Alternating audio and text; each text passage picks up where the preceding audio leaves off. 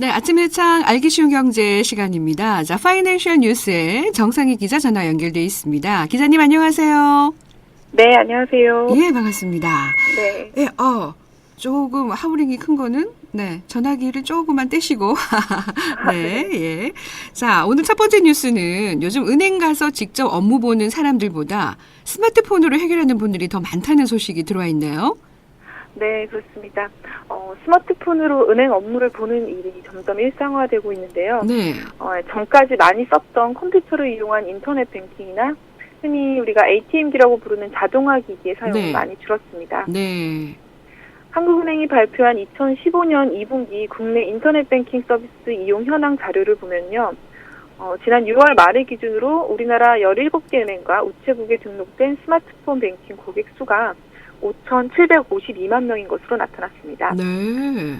물론 여기에는 한 사람이 여러 은행에 그렇죠. 가입한 경우가 중복 합산되긴 했는데요. 네.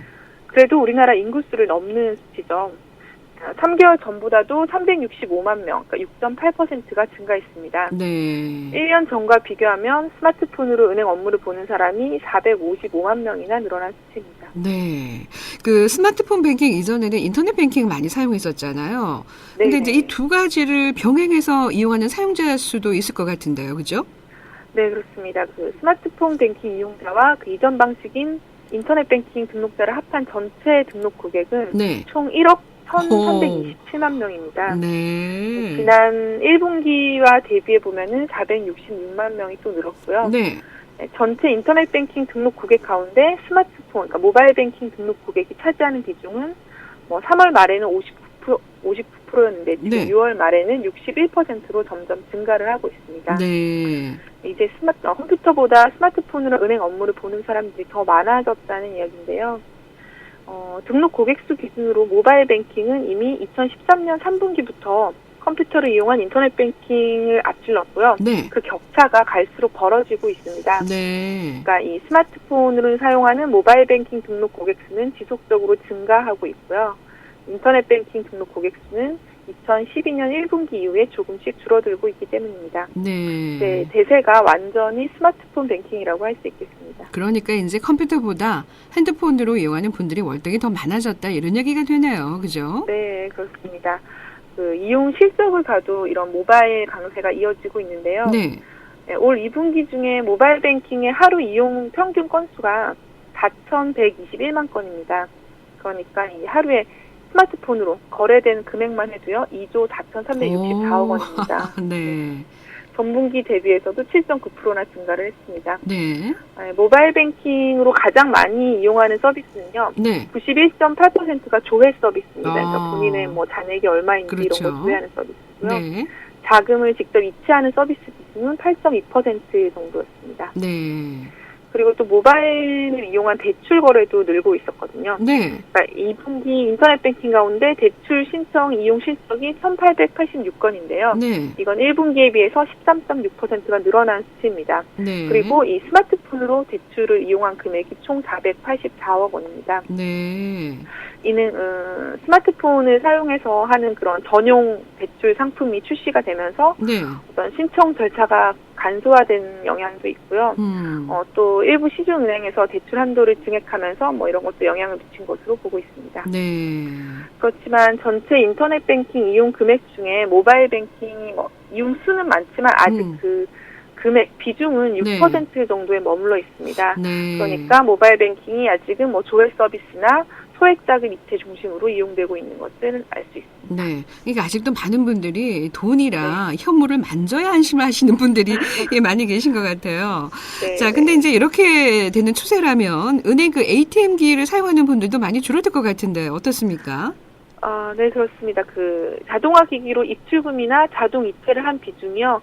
1년 전에는 41%, 그러니까 전체 은행 이용 고객 중에 ATM을 이용하는 게 41%였는데 네. 올해 들어서는 또 39.4%로 줄었습니다. 예. 그래도 여전히 여러 거래 채널 중에서 ATM기 사용이 가장 높은 비중이긴 한데요. 네. 네, 이렇게 많은 사람들이 사용하는 이 ATM기가 이걸 사용할 때 이르면 오는 10월부터 얼굴을 선글라스나 마스크로 가리면 돈을 찾을 수 그렇죠. 없게 될 것 네. 같습니다. 그렇습니다. 네. 금융감독원이 금융사기 5단계 대응책을 마련했기 때문인데요. 네. 이 대응책 5단계란 거는 범행 도구 확보 단계, 피해자 유인 단계, 이체 인출, 그다음에 사후 구제 단계 이 5단계를 말합니다. 네. 우선 인출 단계에서 이 새로운 대응책으로 나온 것이 얼굴 인식, 안면 인식이 안 되면 자동화 기기에서 일정 금액 이상을 인출하는 것을 아예 차단하기로 한 것입니다. 네네. 그러니까 뭐 보통 사기범들이 얼굴을 가린 채 돈을 빼가는 점에서 착안한 조치인데요. 네. 그 일정 금액이 얼마나 될지에 대해서 이제 구체적인 액수는 아직 결정되지 않았고 추후 결정될 예정입니다. 네. 뭐 ATM기 이제 사용할 때 마스크나 모자를 쓰면 안 된다는 건 이제 알아두셔야 되는데 이게 언제부터 시행이 되죠? 네, 빠르면 10월부터고요. 늦어도 네. 11월부터 준비된 금융사부터 도입을 하게 될 것 같습니다. 네. 은행들은 그때까지 자동화 기기에 이 안면 인식 기능이 장착된 시스템을 갖춰야 되는데요. 네. 또 이렇게 금감원은 또 이거 말고도 보이스피싱 피해를 최소화하기 위해서 현금이 계좌에 입금된 뒤에 30분 동안은 자동화 기기에서 찾을 수 없도록 막는 그런 30분 지연 인출 제도가 지금도 시행되고 있는데, 있죠. 네. 네, 그 기준액을 다음 달부터 원래는 300만 원 이상일 때 30분 동안 찾지 못하는 거였는데 이걸 100만 원 이상으로 더 낮춰서 조정을 하기로 했습니다. 네네. 네. 자동화 기기를 이용해서 이체를 했을 때도 이 같은 기준을 적용하기로 했고요. 네. 또 향후 피해 방지 효과가 미흡하면 지연 시간을 30분에서 1시간으로 늘리는 방안도 추진할 방침입니다. 네. 이것은 금융사기 피해를 막을 수 있는 골든타임을 최대한 늘리겠다는 그런 방침입니다. 근데 이게 좋기는 한데 이제 급하게 돈이 진짜 필요하신 분들은 좀 힘들 것 같아요. 그죠?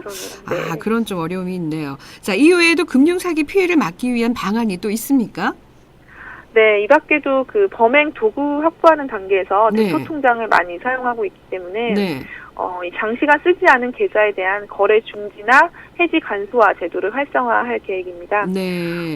또 금융사기에 사용된 전화번호를 이용할 수 없게 정지하는 제도를 10월에서 12월 중에 도입할 예정이라고 하고요. 네. 또 피해자가 유인되는 그런 단계에서는 광범위한 금융사기 피해가 예상될 때 이동통신 3사와 함께 그 피해 예방 문자 메시지를 발송하는 조기 경보 체제를 운영해서 대응할 예정이고요. 네. 또 금융사기 사후 구제와 관련해서는 피싱 사기 보상 보험 이런 것을 연계한 예금 상품을 출시하는 방법도 검토하고 있습니다. 네.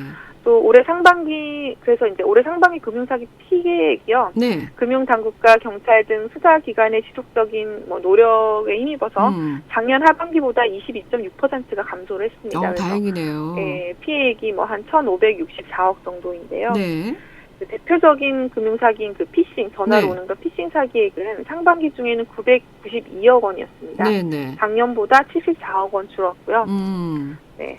1인당 총 피해액은 평균 902만 원에서 968만 원으로 조금 늘긴 했는데 그렇지만 이제 그 피해 당하고 나서 다시 환급할 수 있는 금액이 189만 원에서 339만 원으로 늘어나면서 순 피해액은 오히려 많이 628만 원 수준으로 줄었습니다. 그래서 그리고 금융사기 핵심 도구로 사용되고 있는 대포 통장도 많이 줄어들었다고 합니다. 네. 어쨌든 제도가 효과가 있다니까 좀 다행이긴 하네요. 네. 자, 다음 뉴스는 좀 씁쓸한 소식입니다. 우리나라 중산층 삶의 수준이 점점 더 떨어진다는 조사 결과가 나왔다고요? 네. 현대경제연구원과 그 서울경제신문이 조사한 바에 따르면요. 그 응답자 800여 명 가운데 59.8%, 그러니까 거의 60%가 과도한 주거비 부담 때문에 살기가 더 팍팍해졌다고 대답을 했습니다. 네. 집값 부담에 말 그대로 허리가 휜다는 건데요.